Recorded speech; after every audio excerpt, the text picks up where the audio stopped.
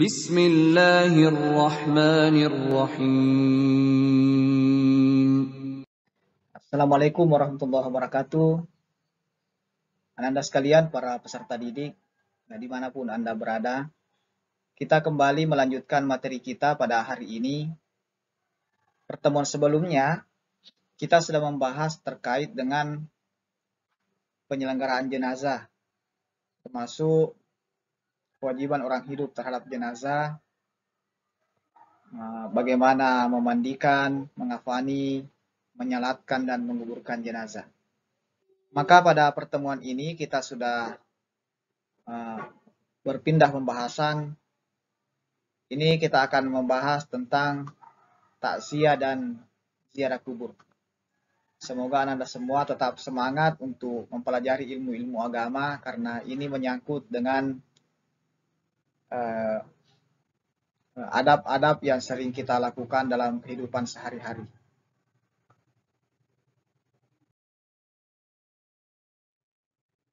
Pembahasan pertama kita pertemuan ini adalah apa yang dimaksud dengan takziah. Ya, karena sering kita mendengarkan istilah bertakziah. Ya. Apa sesungguhnya yang dimaksud dengan takziah itu? Takziah secara bahasa itu artinya menguatkan atau menghibur. Jadi secara bahasa itu takziah artinya menguatkan atau menghibur. Nah, menurut istilah, takziah itu adalah menguatkan hati keluarga yang sedang dilanda musibah kematian, serta mendoakan ampunan bagi orang yang sudah meninggal. Nah, jadi kalau kita datang bertakziah, ya, maka itu kita berupaya menguatkan hati orang keluarga yang ditinggal oleh keluarganya. Jadi kita menghiburnya, kita menguatkan hatinya. Nah, ada berbagai macam cara yang boleh dilakukan dalam melakukan takziah atau menghibur atau menguatkan hati keluarga yang ditinggalkan. Yang pertama tentu adalah ucapan-ucapan kesabaran supaya mereka bisa bersabar menerima cobaan atau musibah yang sedang melandanya. Bisa juga dengan memberikan materi, memberikan sumbangan materi, ya, berupa barang, berupa uang, dan segala macam, yang kira-kira itu bisa dia gunakan untuk kegiatan-kegiatan seremonial-seremonial dalam hal kematian keluarga tersebut. Jadi itu bisa menjadi alat untuk menguatkan atau menghibur atau menguatkan hatinya yang sedang galau ditinggal oleh orang-orang yang dikasihinya.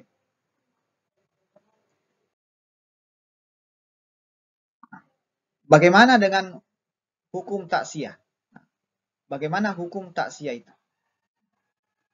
Ya, hukum takziah, di sini dikatakan bahwa tidak ada perbedaan pendapat di kalangan para ulama tentang hukum bertakziah.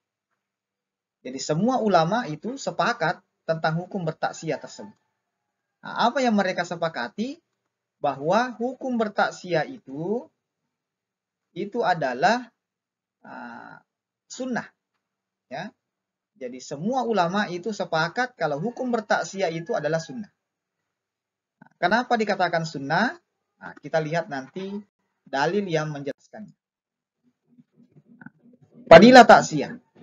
Ya. Apa fadilah yang diperoleh seseorang jika dia bertakziah? Nah, ini sekaligus menjadi dasar bahwa ternyata takziah memang dianjurkan atau menjadi sunnah. Ya. Yang pertama adalah mendapat pahala seperti orang yang tertimpa musibah. Nah, ini ada hadisnya, ya. Man azza musaban falahu mithlu ajri. Nah, ini hadis dari Imam At-Tirmizi. Man azza musaban falahu mithlu ajri. Barang siapa yang bertakziah kepada orang yang tertimpa musibah, maka baginya pahala seperti pahala yang didapatkan orang tersebut.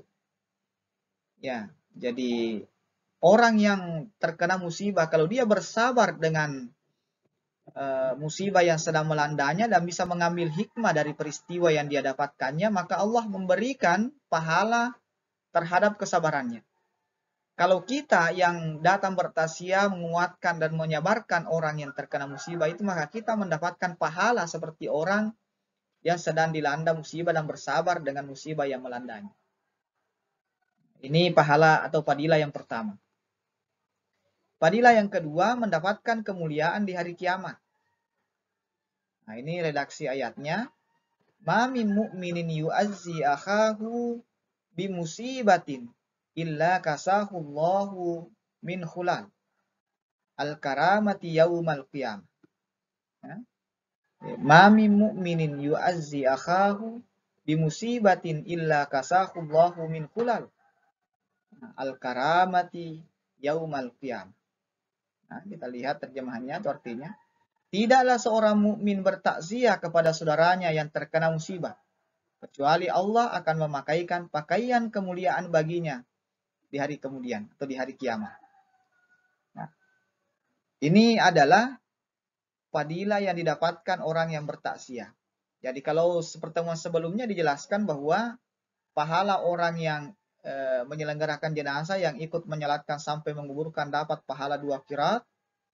Nah, kalau ternyata bertakziah, ikut bertakziah menguatkan hati orang terkena musibah itu, yang pertama mendapatkan pahala seperti orang yang terkena musibah itu. Dan yang kedua, di hari kemudian Allah menjanjikan diberikan pakaian kemuliaan. Ya, ini berdasarkan hadis dari Ibnu Majah dan juga At-Tirmizi. Nah, berikutnya, kapan waktu bertakziah? Menurut jumhur ulama, ya, waktu bertakziah itu ada 3 hari dan dimakruhkan melebihi 3 hari. Karena tujuan takziah itu untuk menenangkan hati yang tertimpa musibah. Jadi anggap 3 hari itu sudah cukup waktu untuk menguatkan hati orang yang terkena musibah, menghibur. Kalau malah diperpanjang, malah ada ulama itu memakruhkan. Karena kenapa? Justru memperbesar biaya dan boleh jadi justru semakin memperpanjang kesedihan orang yang sedang ditinggal. Orang-orang terkasihnya, orang-orang dekatnya. Ya, jadi dia justru memperpanjang masa-masa kesedihannya. Ya, selalu mengingatkan dia terhadap musibah yang sedang melandanya. Jadi makanya jumhur ulama atau pada umumnya ulama itu mengatakan waktu bertakziah itu adalah 3 hari. Ini ada hadis yang menjelaskan tentang hal itu. La yahillu li amra'atin tu'minu billahi wal yaumil akhir antahidda ala mayyitin fauqa 3 ayyam illa ala zawj fa innaha tuhiddu alaihi arba'ata ashhurin wa ashr. Ya, ini hadisnya. Tidaklah dihalalkan bagi seorang wanita beriman kepada Allah berkabung lebih dari 3 hari, kecuali berkabung karena ditinggal mati oleh suaminya, yaitu selama 40 hari. Ya, jadi kecuali istri yang ditinggal mati oleh suaminya, itu masa berkabungnya itu 4 bulan 10 hari, karena itu adalah masa iddahnya. Justru marah dilarang seorang perempuan baru 1 minggu ditinggal suaminya, mereka sudah berdandan sebagaimana layaknya orang yang tidak punya beban. Ya, jadi itu justru dilarang karena bisa saja menimbulkan fitnah, persepsi yang berbeda. Orang bisa mengatakan jangan-jangan ini memang menginginkan suaminya cepat meninggal karena ingin mendapatkan suami baru. Ya, jadi waktu bertakziah hanya 3 hari kecuali janda yang ditinggal mati, itu waktunya untuk tetap bertakziah, merenung, ya, itu selama 4 bulan 10 hari. Berikutnya, Anda sekalian, nah kita pindah ke pembahasan berikut. Tadi takziah, sekarang kita pindah ke pembahasan tentang ziarah kubur. Ya, jadi takziah tadi menguatkan orang yang sedang ditimpa musibah, ditinggal mati oleh orang-orang terdekatnya, orang-orang yang dikasihinya. Nah, sekarang bagaimana ziarah kubur? Ya, termasuk hukumnya bagaimana? Bagaimana adabnya ziarah kubur? Ini akan kita kaji lagi setelah ini. Ya, di sini ada ayat yang menjelaskan bahwa Qul innal mautal ladzi tufirruna minhu fa innahu mulaqikum. Ya, sesungguhnya kematian yang kamu lari daripadanya, ya pasti menemui kamu. Kemudian kamu akan dikembalikan kepada Allah, ya. Jadi yang namanya kematian itu orang tidak bisa lari, ya, meskipun orang kadang-kala takut akan kematian. Nah, akan tetapi ternyata dimanapun kita pergi itu akan menemui kita, ya. Itu Nah, bahkan ada sebuah kisah itu di dalam buku La Tahzan itu dijelaskan ada seseorang yang anak muda yang ingin berangkat ke luar negeri. Dia pergi tidur dan dia punya tiket pesawat itu jam 4 sore, dia sampaikan kepada ibunya. Nanti 2 jam sebelum jam 4 itu bangunkan saya Bu, karena saya akan ke bandara, pesawat saya akan take off itu pada jam 4 sore. Ternyata pada saat si anak tidur menjelang jam yang ditentukan anaknya untuk take off itu, ternyata cuaca buruk itu menyelimuti. Dipastikan akan kalau orang terbang itu beresiko ya untuk keselamatannya. Sampai ibunya mengatakan, daripada saya khawatir, biarlah anak saya tertidur saja. Tidak usah dibangunkan, biarlah ketinggalan pesawat. Lebih baik tiket pesawatnya hangus dan dia harus beli tiket baru daripada dia harus terbang dalam kondisi cuaca yang sangat buruk. Itu sangat beresiko.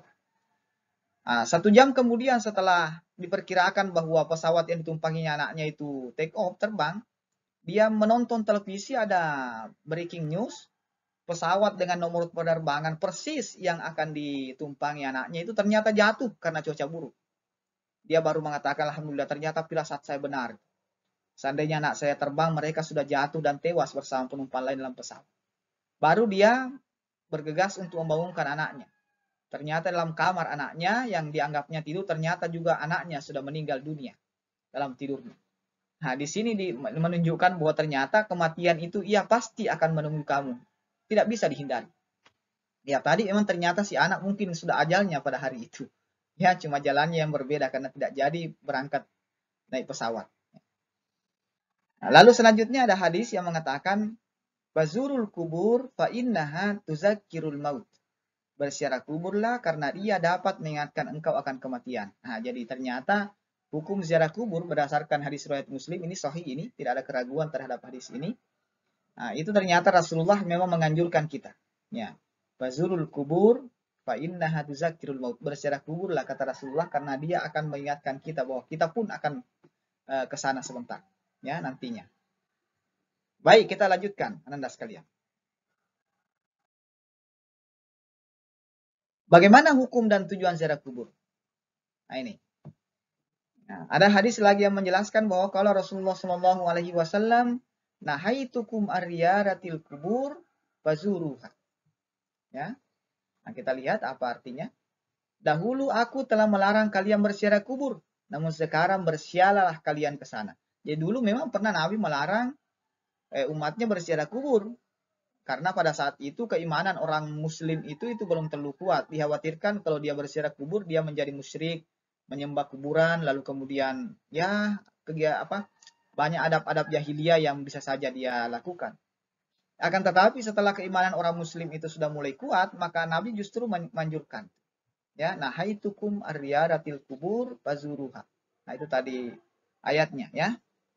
Bersiaralah kalian ke sana, kata Rasulullah.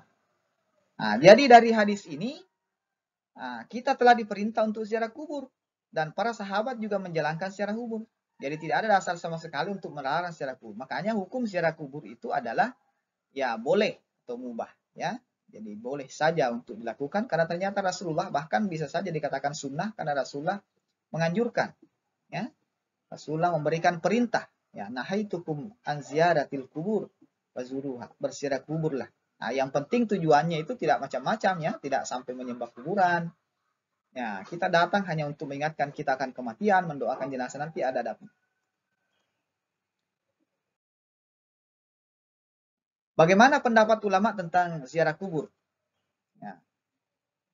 Ini menurut ulama Hanafiyah, Malikiyah, Syafi'iyah termasuk Imam Hambali ya, jadi 4 imam mazhab fikih itu bersepakat bahwa hukum ziarah kubur itu adalah sunnah.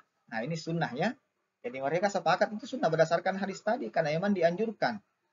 Ya, jadi Nabi menganjurkan. Jadi kalau dianjurkan maka itu menjadi sunnah. Baik bagi laki-laki maupun perempuan. Hal ini dalam rangka mengambil pelajaran bahwa kematian berlaku siapa saja dan mengingat akan adanya hari pembalasan atau amal akhirat ya. Namun demikian apabila kehadiran kaum perempuan ya dikhawatirkan menimbulkan fitnah, maka mereka dilarang atau haram ziarah kubur. Jadi perempuan kalau misalnya dia datang menimbulkan fitnah, ya mungkin banyak ya dicemooh digunjing oleh orang, itu menimbulkan fitnah, maka tidak perlu ziarah kubur, ya. Jadi perempuan. Tapi jika tidak ada kekhawatiran, ya, jika tidak ada kekhawatiran, maka perempuan boleh saja ziarah kubur. Nah, karena ternyata ada hadis yang menjelaskan bahwa ternyata Siti Aisyah itu diperbolehkan oleh Rasulullah untuk menziarahi kubur saudaranya. Itu ya, Aisyah ketika dia bersama Nabi itu, istri terakhirnya Nabi, istrinya Nabi yang paling muda itu, ternyata dianjurkan oleh Nabi menziarahi kuburan saudaranya. Nah, sini menunjukkan bahwa ternyata perempuan bisa untuk berziarah kubur. Ya, kecuali tadi kalau dikhawatirkan menimbulkan fitnah, maka tidak perlu. Ya.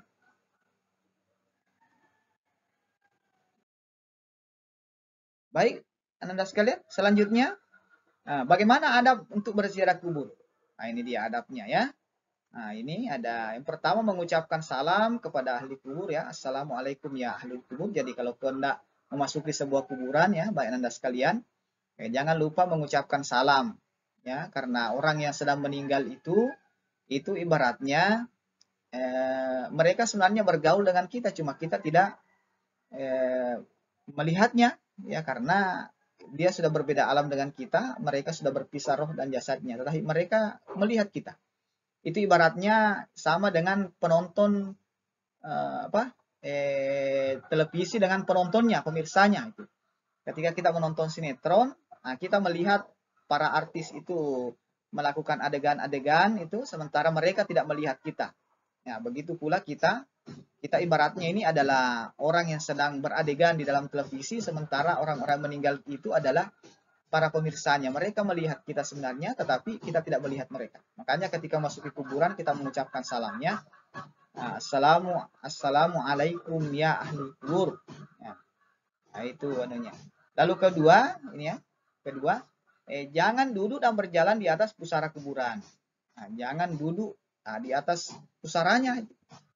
Itu tidak dibenarkan, ya, atau berjalan di atas pusara kuburan, jangan, ya. Jadi di pinggir-pinggirnya lah kita berjalan di atas, jangan melintas di atas pusaranya kuburan.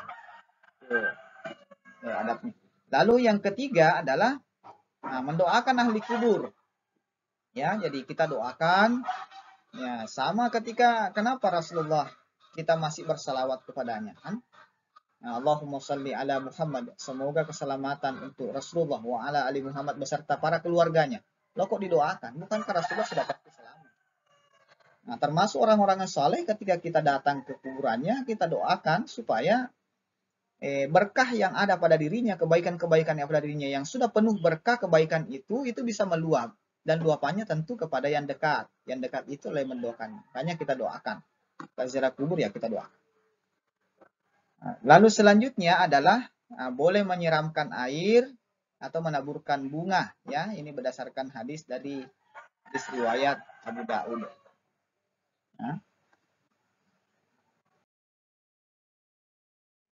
Selanjutnya, Anda sekalian, apa manfaat ziarah kubur? Ya, ini dia. Yang pertama, mendoakan ahli kubur. Ya, jadi kita berziarah kubur itu mendoakan ahli kubur. Yang kedua, mengingatkan kita kepada kematian. Itu semua manfaatnya kita berziarah. Ya, bertawasul kepada orang-orang yang soleh, ya, supaya roh kita itu terhubung dengan roh orang-orang yang soleh, kalau ahli kubur itu adalah orang yang soleh. Jadi itu manfaatnya ziarah kubur, ya, sampai Rasulullah menganjurkan.